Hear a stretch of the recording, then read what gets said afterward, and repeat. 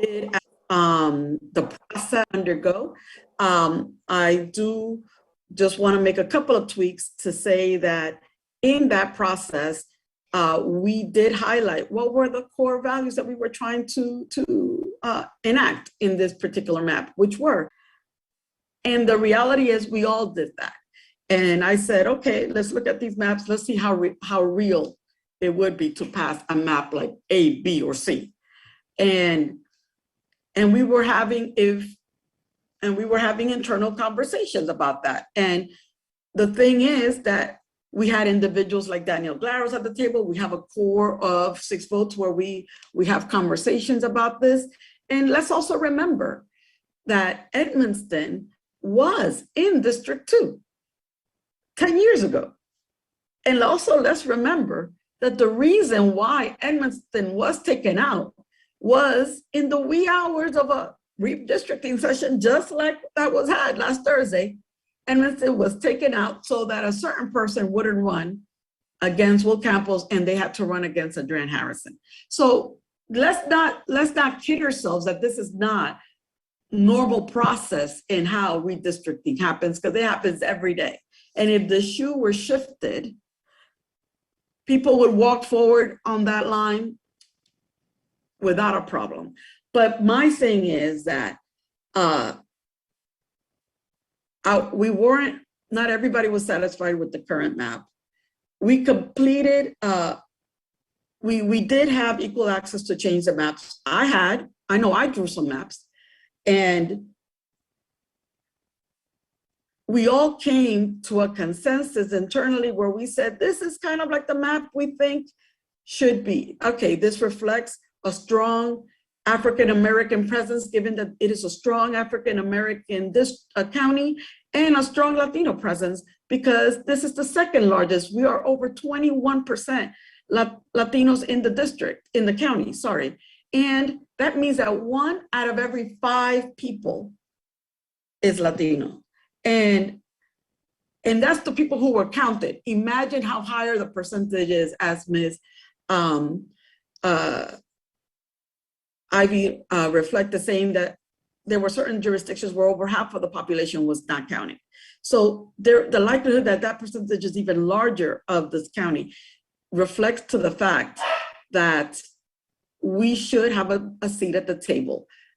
And so this map reflects that. And I think that this shouldn't be a zero-sum game. This should be how we all lift all boats together, working together to build a stronger Prince George's County. And so to me, with all due respect to Ms. Ivy, I think that we want to be able to build something that is for the betterment and improvement of the overall county, and not just looking parochially. And that's how I saw this, because I think that this should be the ultimate goal of this map. With regards to what could happen tomorrow, I will be as equally surprised as Ms. Ivy at this point with everything that has happened in the last 96 hours. So we'll see. But what I do want to say is that the core anchor institutions of this county have had a voice, and their voices have been taken into concern with regards to what's going to happen within the 96 hours. And so that's where we are. And again, if you have any questions of me, do let me know. But I feel that, at least in my district, you know, for those of you who may not know what I've been able to achieve over the last years that I've been in office, you know, $10 billion of development, putting in construction 9 new schools, 2 new libraries. And I can tell you that with the same heart that I've helped build all of my district all across in every single corner. And you could go to the heart of the mall at Prince George's, along Route 1, along Agar Road, West Hyattsville, North Brentwood, all around. You will see transformation, and you could go to the demolished communities and schools that are in the rubbles and under construction as we speak. Change is going to come, and if change is going to come to District 2, change is going to come to Edmonston as well, and they will not be left behind. No one will be left behind, because if God willing, I have a say and a vote in the matter, we will be bringing everybody along as well. So with that, and Tracy knows how to reach me, and we're probably as politically close as she is to Ms. Ivy. I would say Ms. Tracy Gann and I are also very close allies as well, and I do have her best interest at heart, not just from her professional side, but also from her side, even in her professional capacity when she works, because she does work in my district. So I have had a very close relationship with her as well, and she knows that she can trust me and my word. So, okay. Thank you. So with that, thank you. Thank you, Madam Vice Chair. And if it's okay, just wanted to follow up, because one of the things that was shared with the community last Thursday was that there's no opportunity for the public to give comments. And I do want to give you an opportunity to speak to that, because I understand after watching the meeting that tomorrow this is on the agenda where the public can submit written or verbal comments. Following that, the council will meet as a whole and determine which map they're going to approve, and that has to be done by November 30th. So could you just talk through that process and make sure I didn't misrepresent that, because I don't want the public to feel that they don't have an opportunity to share their concerns either for or against. No, thank you.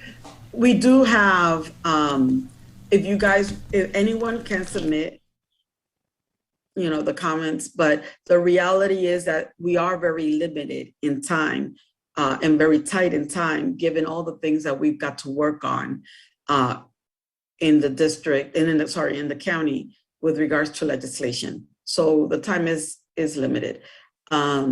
We have, like you said, till November 30th to do it, but we also have to have a first, second, third reader. We've got to prepare the bill. And so that was the concern with regards to making sure. The key issue is that tomorrow is the last day to submit legislation in the county. So this is why we would be unable to reopen the process to extend the process for consideration of future iterations of the map. The law reads that tomorrow is the last day. We could probably submit things like resolutions and smaller things that don't necessarily need a full process. But when it comes to legislation, tomorrow is the last day per the charter. So anything that comes in, you can submit. We are hearing your voices now. My recommendation is to try to get it in as soon as possible, but that's kind of where we are right now.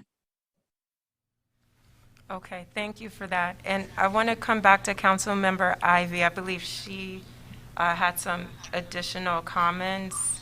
And then Councilmember, again, I know your time is limited, so the council may have a few questions if you don't mind taking those, but I want to turn the floor back to Councilmember Ivy first. Thanks, and I'll try to keep my dogs quiet. But a couple of things. One, I would just like to remind everyone that even assuming that this map goes into effect, it doesn't start until after the next election. So for the duration of this term, Edmonston will still be in District 5. And so I will continue to represent Edmonston at least until the next election. And we'll be happy to do so. I'm hopeful that someone changes course and decides, you know what, this is such a great idea after all. And at the moment, there are 10 people voting. There's one, Councilman Streeter has been out on medical leave, and I don't know exactly when he's coming back. So I don't know if he'll be voting or how he would vote. Although I did note that, he's not been involved in this at all. I'm not accusing him of anything whatsoever, but his biggest opponent in the last election was taken out of his district in this map. So surprising, isn't it? So I'm sure they would expect him to support it. I'm not saying that he would. I know that last year he did vote initially for the property tax plan that Derek Davis again had been promoting, trying to get it on the ballot, and Councilman Streeter is the one who changed course and changed the trajectory of that. So I'm not sure which way he would vote. I have no idea. I'm a little concerned that Vice Chair Taveras is saying a couple of things. One, she said 6 council members discussed this legislation, which would be a quorum, and that is against our rules. You can't have them get together and discuss legislation and make a decision. That's why we have these rules, right? So I'm disturbed that not only I could tell that it happened, but clearly they were all in on it. No, not together. It didn't happen together. Okay. And I'm also I've been concerned about this packing of like as many of anybody into a district as possible, because I think that in the end, it dilutes the power, right? So here is Councilwoman Taveras before us right now. She is the vice chair of the Prince George's County Council. She represents District 2. I feel like she won in that district before it had as many Latino voters in it as it has today. And I believe that in the next election, I know Victor Ramirez is running. He's the former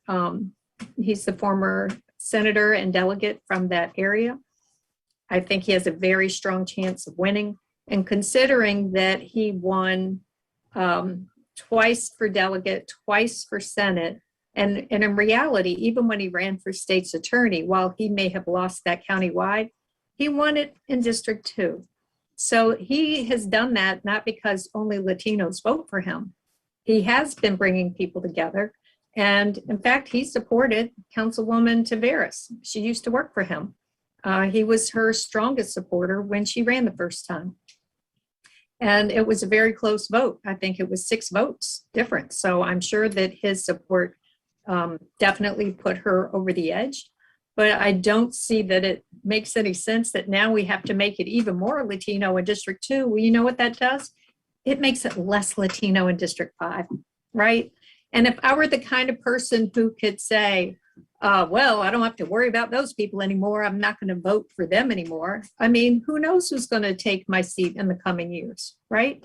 I think that the more legislators who have to be concerned with the Latino residents, the better. I don't think it makes sense to take them all and put them into one district.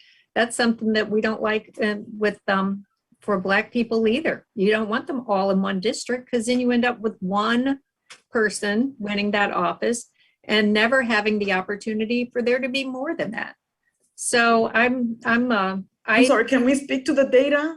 Can we speak to the data? Because the thing is, I'm not sure that the people here in Bladensburg really want to get into us with a back and forth about the data for District 2. No, but the thing is that is a misrepresentation because the data shows that Latinos will be 5 out of 9 districts in the county in strong presence where they would have to be taken into account in the voting block.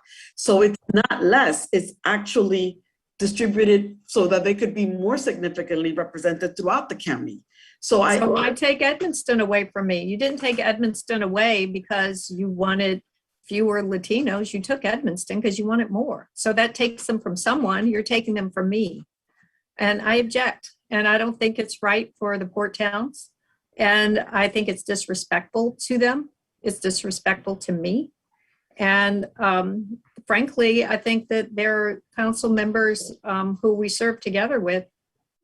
I've been told that they I mean, haze me. We're adults. We're not in college. Like this. okay. I mean, but I am with all due tired of it. respect, It's disrespectful, and it has to end. And this kind but of this is also disrespectful, Jolene. Councilmember Ivy, Madam Mayor is trying to get the floor. I apologize because it is a delay with the It is audio. about reaping what you sow at the end of the day. Tie on to something just so my colleagues and I really understand. When you look at the number of voters that you would lose from the town of Edmonston, do you know what that number of voters looks like?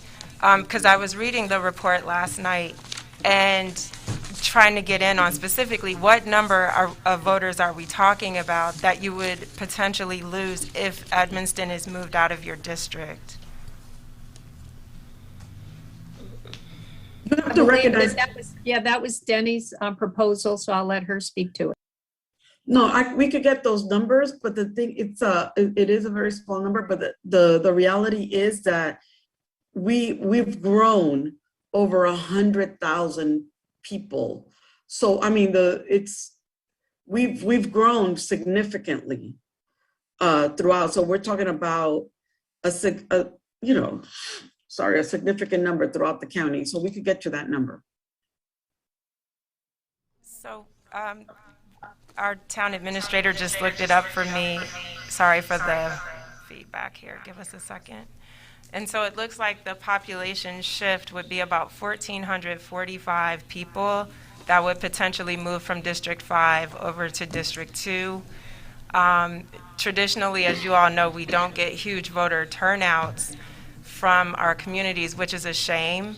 But that's why I was just sort of asking, what are the real impacts in terms of the voters shifting from one district to the other? So it looks like from that 1,445 voters, a lower percentage of that would be, potential voters for District 2 if that change were to occur. But again, sorry for the heated debate, but I think it's also good to see the passion behind both sides of the argument, because we need to be best informed so that we know how to proceed moving forward. And so I'll just ask, from either of you, are there any final comments that you would like to share with us at this time? Ivy, I'll go to you first and then back to Councilmember Taveras.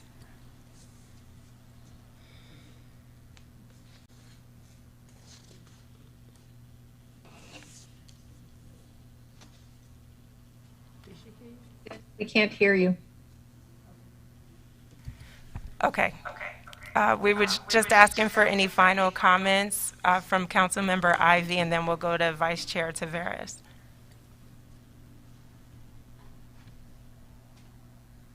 I really appreciate your time, and what I'm hoping is that there will be enough of an outcry, and my email has been blowing up over this. Email from 3 different accounts,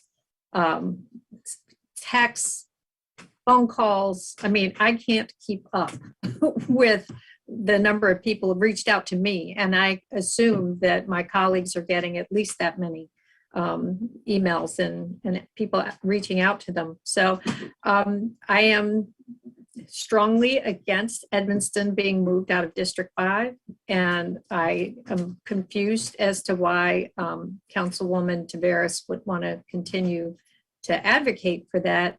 I also, though, see that College Park, the mayor and council did not want the changes that would take them all into District 1. Neither does the District 1 council member, and neither does the District 3 council member, who both voted against it. Tom Dernoga and Danielle Glaros. And what was interesting to watch, Danielle Glaros has been on their team, so to speak, all this time. So if you will do something like this to your friend, what will they do to the rest of us? So I'm very concerned that that this whole process has played out the way it has. It's disappointing, and I'm sorry that it's gone this way. I really thought that it was going to be a much simpler process. And I thought that we already knew what the map was going to be, because the lease change map was the one that had the support of the community, but that doesn't seem to be the case for the majority of the council. So we'll have to see what happens. Again, we went through this before with the property tax issue, and there was a public outcry, and people reached out to their council members. They reached out to the county executive, and somehow a change was made. So I believe that when people feel the heat, then they see the light. And so it is your job as a resident to speak up. And, you know, maybe you think it's a great idea. If you support the map, I think you should let people know that too. I can't tell you how to think or how to feel. I'm just telling you how I feel and what I see. So thank you for your time again. And I'm going to give up the floor to Vice Chair Taveras, and we'll, then I got to run, but thanks so much. Thank you, Councilmember Ivy. And just one thing before you have to run, are you, following tomorrow's meeting, able to offer additional amendments? I know the legislation has to be introduced tomorrow, but is that window still open? Yes, you can make additional amendments, but the amendments that I was making got shot down so fast. And my only amendment that I was offering for my district was to keep Edmonston in. You know, I wasn't fighting to keep FedEx Field in. I was fighting to keep Edmonston in. And I mean, if you just watch the meeting, you'll see what I'm up against. I don't see anything that I propose as passing. I think it'll be the same 6-4 vote, unless, you know, Rodney Streeter comes, and I don't know how he'll vote. But it's been a very, you know, frustrating experience. So yes, more amendments can be made. I've heard that there are more on the way. Could make the map worse, who knows? But, and because they have 6 votes, then you can expect that unless they hear an outcry from the citizens, that whatever they want will pass. So I'm sorry to have to say that, but it is true. It's politics. Thank you, Councilmember Ivy, and I know you have to run shortly, so I'll turn it over to Vice Chair Taveras. Thank you. I really would like to say thank you all for this kind invitation, for me to be able to say these words to you all and bring our perspective from the other side. I do want to say that the plan, again, meets constitutional and county charter legal requirements, which is critical. The plan ensures that 27 municipalities are single member and are in single member districts. I'm not sure why we should allow only one municipality to be split in two. It doesn't split cities or towns or communities to an extent possible given census tracts. It doesn't. And the plan includes the 3 changes that were recommended by the redistricting commission.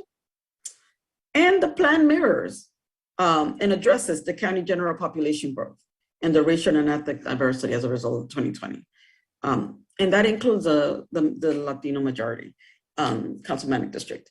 My thing is, I feel that there will be some changes, but again, we will be taking the voice of the Yankers. Redistricting, we have to recognize, is ultimately a political process. It happens every 10 years. There are winners and there are losers. If you're not at the table, you're part of the menu. That's just the way of the political dynamic. It happens to us. It happens within us. It happens at every level. If the tables were switched, I'm sure Miss Ivy would be running as far with the flag to say, here I am. I would, and the thing is that we have, again, we saw this when, well, not with Miss Ivy, but we saw this when Edmonston was taken out of District 2 prior. We saw this in the past. And so this is why we are, that's why Edmonston is no longer part of District 2, frankly. Let's remember, again, it's a little bit of the history lesson of Prince George's County.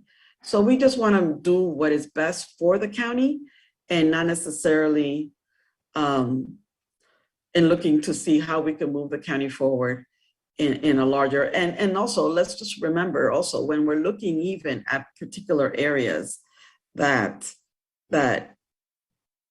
I know the issue in District 1, but let's look at the leadership and the diversity within that leadership. There's not much diversity there for a district, for a county that is 85 or more % Black and Latino. There's hardly any diversity in that area, in the leadership that are represented. And that's all I'm saying. We need to have diverse leadership at all levels of the county. And I think as a Black and Latino county, we need to be strongly together and have that be represented at every step of the process.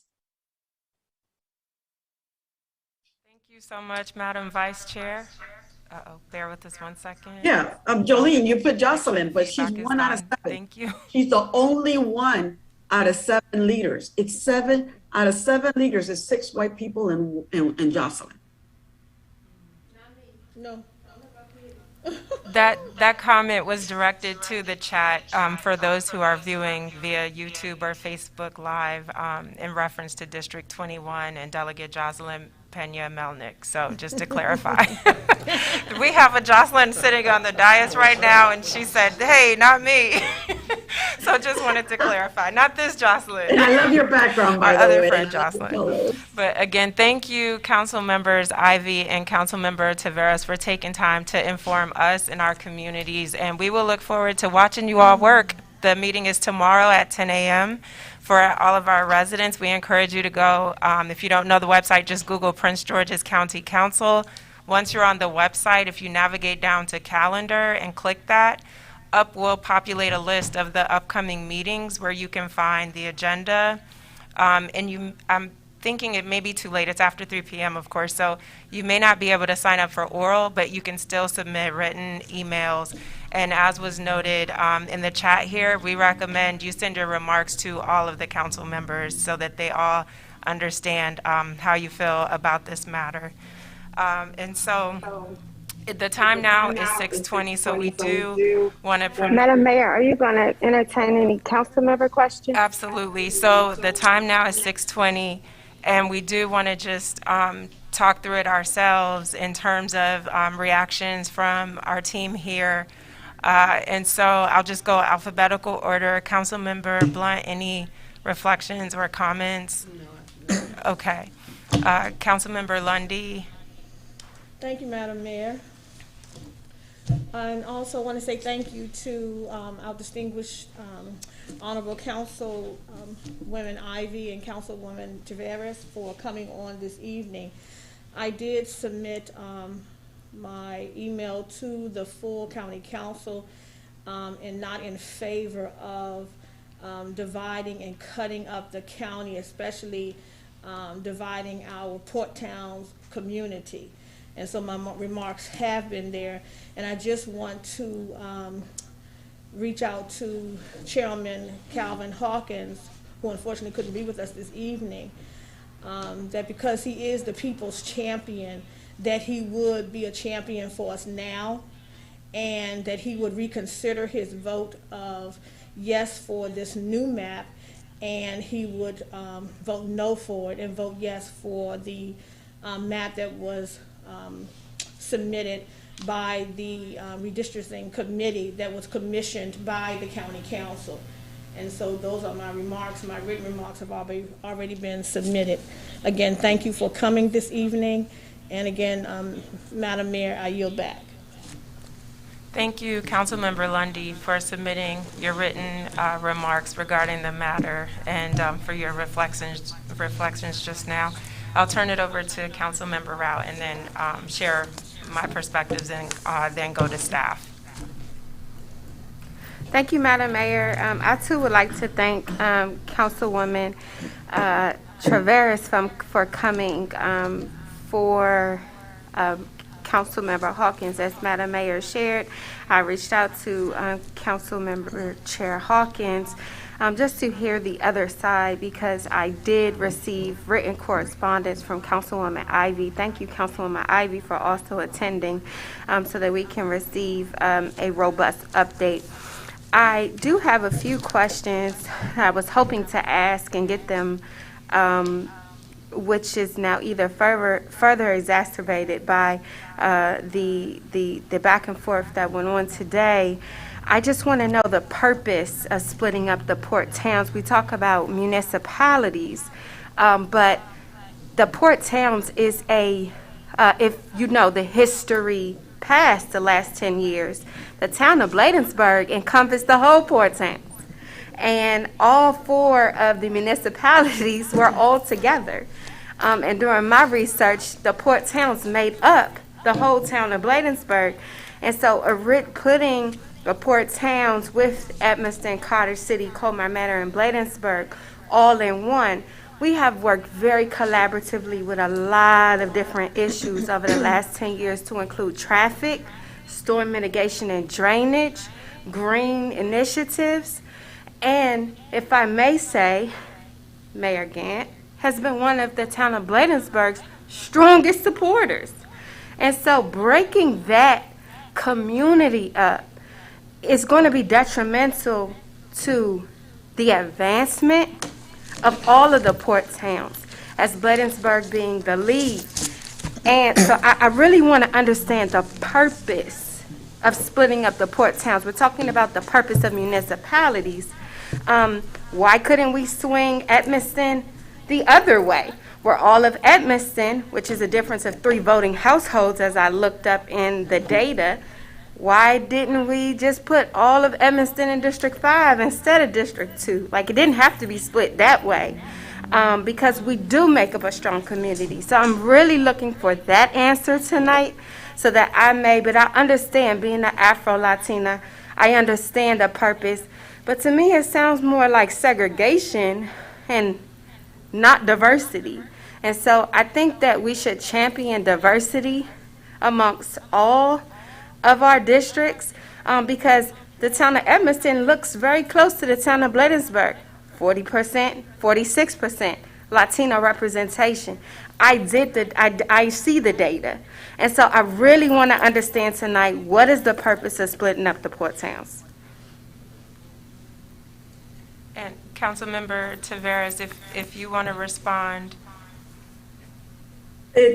Yes, thank you. It's not necessarily an issue of the port towns as much as we were just looking at the numbers. I don't agree that it is segregation, because let's be real. I mean, if we look at the south part of the county, we have areas that are 80% African American. I mean, 86, 85, 87%. I mean, and nobody's commenting on that, right? So all I'm saying is that we too need a power seat at the table. That's all. And I do think that the map on Thursday is a little bit more diluted and a little bit more reflective of the diversity, of the new diversity that is reflected out of the 22 census. And in terms of, I think a splitting, like I was telling Ms. Gant, I don't agree. I think that this is even more powerful for you to have. This is why College Park is so powerful, because they have not one but 2 councilmanics that advocate for them. They've got 2. They have Tom DeNoga and Daniel Glaros. Similarly, you would have someone like me or Victor or Yolanda Quintanilla, who's also running, whoever gets elected, and Miss Ivy. You would have more say, a greater portion of advocacy county to get you more money. And behind the scenes, you're gonna tell me that I haven't given your organization's money? I'm somebody I've been in your corner personally for the last 8 years since I was working in Victor's office. I made a call. I can't reveal everything I've been working on, but in terms of the money we've provided you, not only when we're talking about Bladensburg, port towns, we have been working together to make sure, what is it, not Tanglewood, what is it, with homegirls, on Tanglewood Road? Community forklift. Community forklift. Sorry, my dog needs treats. Yeah, give him a treat. To make sure that those organizations, Eco City Farms, get money. And I am somebody that is right there making sure that those organizations get taken care of. So I don't see this as a detriment. I see it as a value add. And I would be the first to tell you, I don't want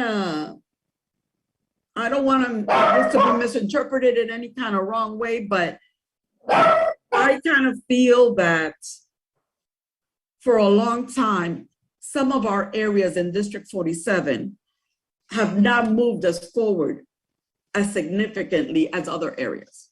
And I hope you would beg to agree with me on that. And if I were given the chance, the same thing that I've been able to do in District 2, we would do in other parts as well.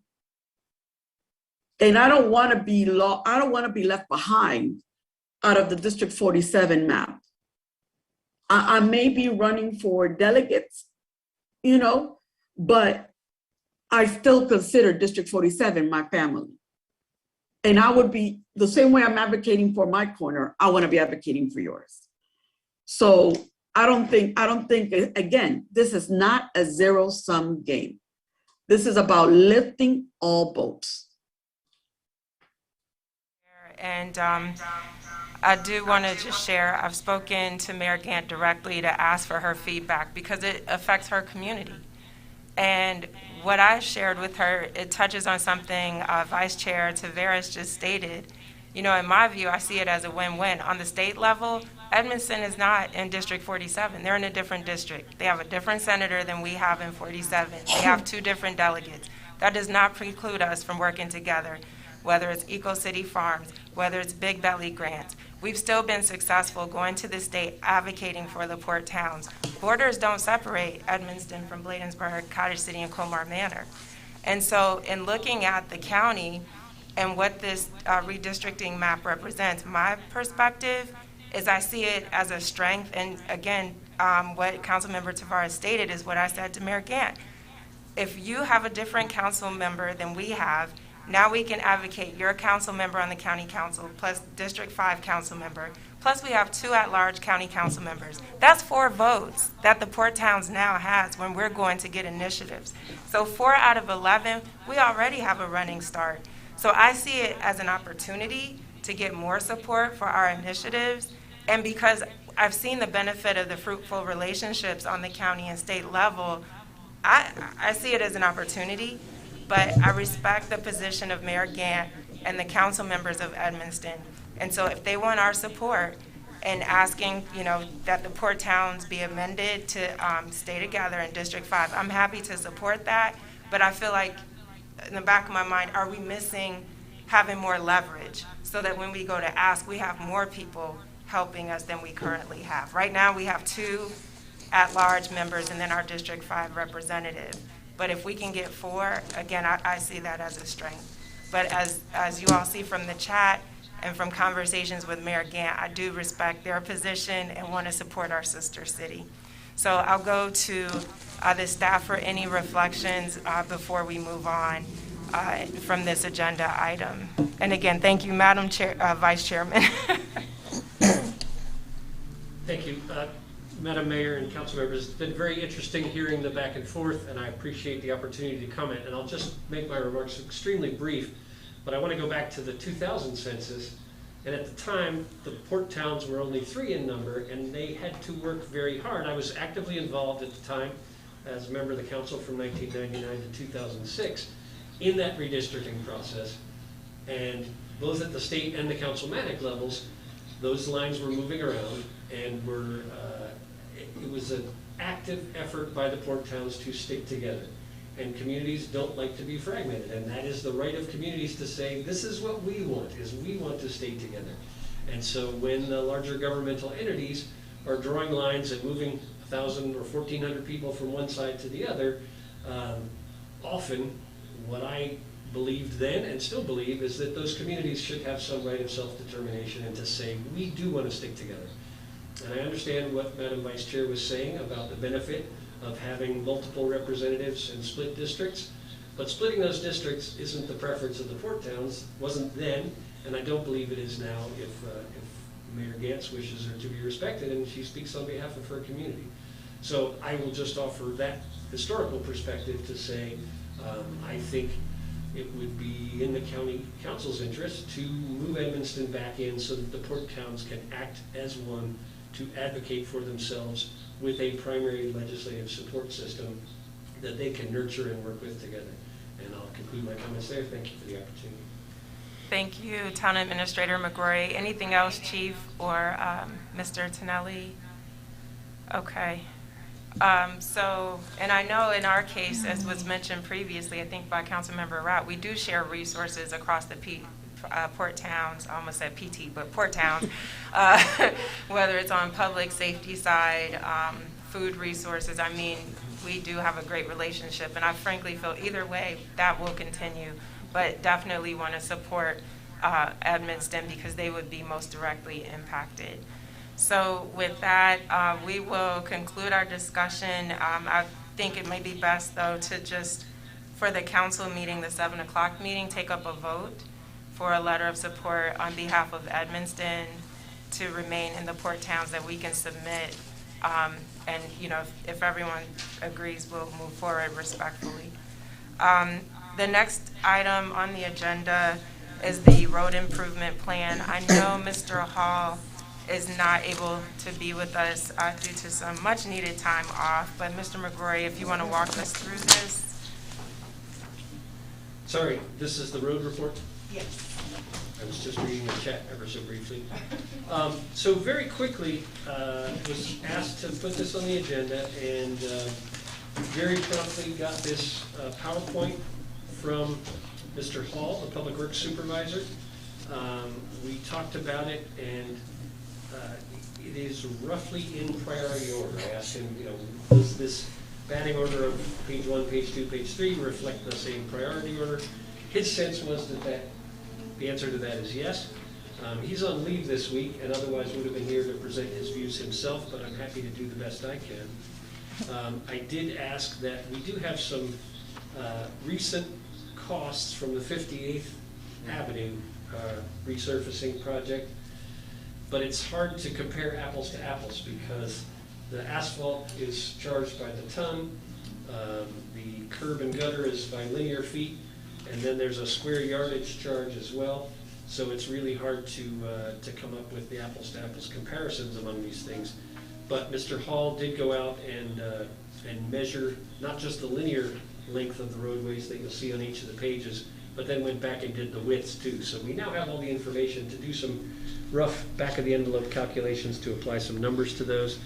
And then with those numbers in hand, we can go back and reassess how much of the budget we want to put towards these projects using highway user revenues or whatever other revenue sources the town wishes. So that's all I'll say unless there are questions from the council. Thank you, Mr. McGrory. So just briefly, I noticed in the budget, so we have about 80,000 in highway user revenues. And in looking at some of these damaged streets, for instance, 57th Avenue, it is heavily trafficked. Mainly, I think the damage comes from the metro buses that frequent, just because of the bowl that we have. They've got to come in on 57th, around the loop, and back out. So that continues to be a challenge, but there's no way I can see us doing anything with that until school is out. So with some of these other streets, and I noticed you had Decatur Street on here, but it didn't include the cul-de-sac. It is absolutely horrible. There are chunks of the, what do you call it, the top layer of service or surface that are completely missing. So I'd love it if, that could be considered as a priority area. Again, it's mainly the cul-de-sac though, but not this portion of the street that's on the diagram. So, I'm sorry, just to clarify, Mayor, if I understood you correctly, what is proposed for Decatur Street is the cul-de-sac. Okay. So as you can see the white line on there, that white line is describing the 122.7 million. Oh, gotcha. Okay, Yep. My mistake. Yep. I was looking at the main street there. I did have to ask this myself because those are all Decatur Street house numbers, even though it would look like it was some different street name, but it's a spur. Yeah, so I apologize for Yeah, the confusion there. no worries. And I'll take questions from the council, starting with Councilmember Rout. Thank you so much, Mayor James. So I'm a resident on 55th Avenue, and last year we were here at this same place, and I know that Public Works filled in temporarily the issues on 55th Avenue. So what happened on 55th Avenue was that we were getting WSSC work done on Tilden, and that's where the big trucks were coming up and down 55th from Annapolis Road.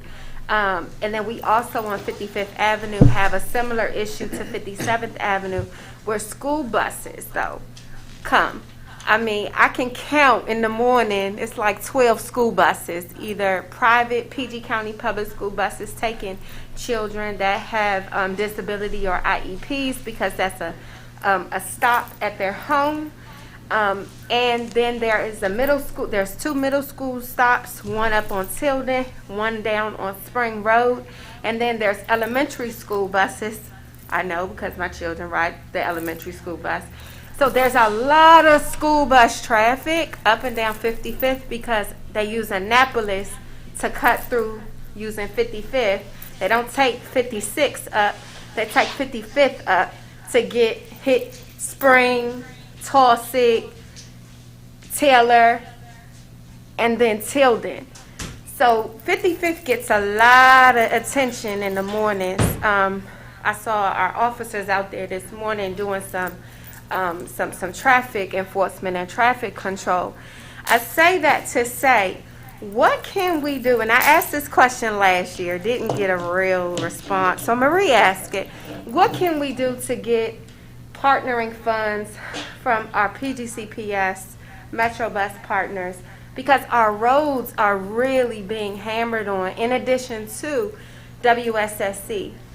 I mean, the amount of traffic that we are being responsible for on a regular basis. I've been a resident on 55th for the last 10 years, and it has definitely increased. And then subsequently, I remember Mr. Hall saying that WSSC was going to help us patch some of these on 55th alligator patches because of their big dump trucks that were coming to work on Tilden. So how can we limit or increase the amount of funds that we can get so that we can have a bigger pot to be able to divide and conquer? Yield back. Thank you, and I'm so sorry Mr. Hawk couldn't be here with us to answer some of these questions because I know he was heavily involved with the project from the town side as well as Code Enforcement Officer Reinhardt. They kind of were on the front lines in terms of the interfacing. Mr. McGrory, for your benefit, so beginning in, I believe, 2018, WSSC came in to do major infrastructure improvements. The majority of the work was along Tilden, but it did have some of those side streets. Also in Ward 1, 56th Avenue, I think it went over to 54th Place. There were several streets, and we can get you, probably go back in the records and get you the full outline of all the streets that were impacted. For the major roads that were dug up, they came back and repaved all of those. So that's why 56th Avenue looks great. Tilden looks fantastic. Those streets were done. I hadn't been as familiar with 55th Avenue Councilmember route where you are identifying, but it may be worth just having an inventory taken of any residual streets where there was damage, maybe not directly related to the major pipes that went in, but that were residual effects of the work. And perhaps we can go back to WSSC and ask for some funding to help cover that. There's no harm in asking. We realize there's no guarantee, but I think that could be a reasonable request, from the town. We're trying to be a good partner. We appreciate the new pipes, most certainly. But if they can help, that would be great. But Councilmember Blunt, Councilmember Lundy, any other questions regarding the road improvement plan? Okay, and I'm going to come to you next, Councilmember Lundy. I do want to clarify, I think I said 190, but the dollar amount in here from HURs is actually 175K. So again, if Mr. Hall could get with our engineer and just get some initial assessments on which makes the highest priority target to start, because we don't have a lot of time to start this before winter weather kicks in. So even if we get the planning, the RFP, the council doesn't have to rush. We can take our time and review bids and be ready to go once the weather breaks in the spring. I think the residents would be very appreciative of that. Councilmember Lundy. So, thank you, Madam Mayor. So did we also see the, in this plan, the information with respect to with the lighting for 57th Avenue be included on there? That's my first comment. I think so. That wouldn't be a part of this, correct? Okay. That's a great question. That would be a separate project. So that Okay. money came through a grant. Okay. And once our town clerk Yep. is That's here, fine. that's a wanna make project sure. that's waiting. And for everyone who's watching, what Councilmember Lundy is referring to is 57th Avenue. We received funding, I think it was CDBG funding, to do light improvement along 57th Avenue. We did a neighborhood watch walk through there with Councilmember Rao, Chief, some residents, Councilmember Lundy was with us en route. But noticing how dark it is for pedestrians walking there. So that project, again, it is separate, Councilmember Lundy, but Okay. still in hold until we get our clerk. All right, and Part B is also on the 57th, 58th Avenue. There is also a traffic issue, as you know, with respect to the school buses coming from Bladensburg elementary schools there also, and also from Elizabeth Seton. And with the traffic in the school buses, it's like a major jam, and so there's a lot of traffic on that street as well. So was that included? I can't recall in the plan, 57th Avenue. So you're referring to a traffic issue, not so much the road surface Well, issue? the road, So- pardon me, I'm sorry, road surfaces, yes. Okay, so 58th Avenue, the money we got previously through HUR funding did cover the resurfacing of 58, so that's Yeah. been complete. And we learned in going through that from the engineer, the recommendation was not to put the speed humps back, because what was tearing up the street coming that way was the metro buses. So not so much when they were going up the speed hump, but it was when they were coming down, all that weight was dropping. And so the cracks that you see in some of these images, that's what kept occurring. So a few years before this last round, we fixed it, and it happened again. And it's mainly on the right side, if you will, if I'm going down 58, going toward Emerson, because that's the path of the metro buses. So we got the work done. The mitigation tool that we're waiting to implement is the speed cameras, and the idea was no speed humps. We'll put the camera over there, so that can be used to mitigate speeding. But to your point about traffic, it's just a function of the timing. Several years ago, the prior council did work with the schools and was successful in modifying the start times. It's not perfect, but it did break up as much backup as we used to have. But the reality is we're still trying to get parents in the flow and the buses in the flow of timing, getting in, getting out, but do acknowledge those backups are still there. And I know our police department is helpful in trying to manage the traffic control just in an effort to keep people safe, and that will continue. Yeah, so I do see, so when I'm over there, I do see that the police department is helping to manage as well as the elementary school staff. Right. And sometimes, unfortunately, I don't see the crossing guards there either, so it's like every pedestrian and car for him or herself. so, you know. Councilmember But thank Lundy, you for do the we need update. another job fair? Help them hire some more crossing guards from the neighborhood. Well, you We know, need to whatever, talk that's about what that. that was gonna be my next thing, whatever we can do to help, let's do it. Yes, agree, agree. Let's do it. So definitely. Thank you so much. Yes, ma'am. And so at this time, Councilmember Rout. Yes, I'm sorry. So, Mr. McGrory, this is a question directly to you. Can we, just the same way we are going back and we're going to start talking with our WSSC partner, I think it's all fair for us to address or go to our metro partner as well as our county partners for the county buses. Is that something that we could take on? Because there is a high number of bus use traffic that may be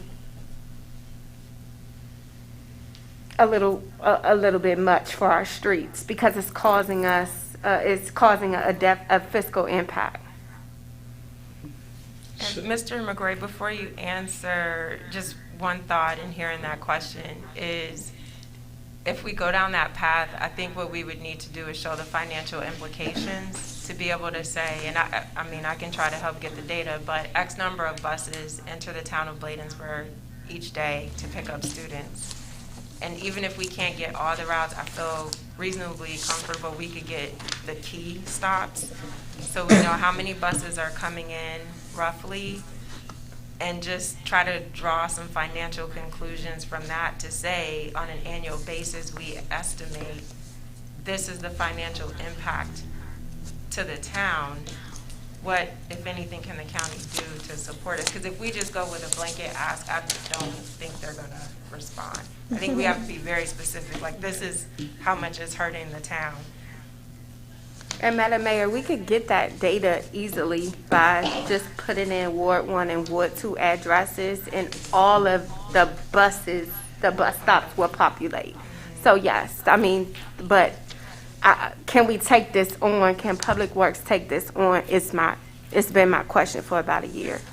We're not talking about metro buses, we're just talking about school buses. Yes. Okay, don't take the metro buses. Oh, no. Okay. Okay. Mr. McGrory? So I'll just comment, and I've been down this road several times with other jurisdictions. In my experience, there are owners of roads and there are owners of things that go across roads. And the owners of things that go across roads do not fund road reconstruction unless they are toll roads. And that is a clear mechanism for a toll to pay for the people using the road to operate on the road.